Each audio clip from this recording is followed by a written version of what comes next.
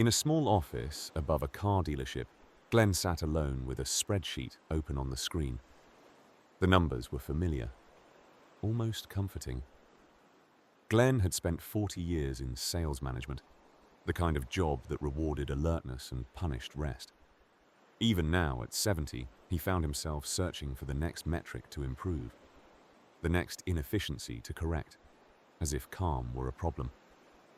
His wife, Teresa, had moved through the house that morning without much conversation. She poured coffee, fed the dog, and left for an early appointment.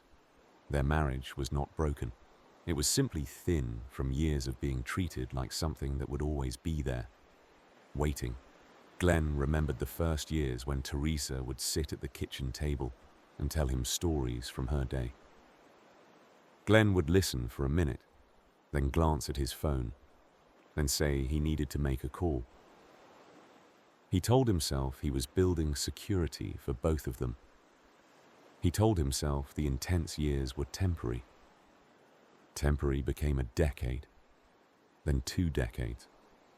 The house filled with new furniture and better appliances. Their savings grew. Glenn reached goals he had once imagined with hunger. Glenn and Teresa had raised a daughter, Callie, who was grown now and lived across downtown. Glenn attended the big events, the ones that were scheduled far in advance. But many smaller moments belonged to Teresa alone. The late-night fever, the school project that needed supplies, the quiet sadness when Callie did not get invited to a party. Glenn heard about those moments later, secondhand, when the urgency had already passed.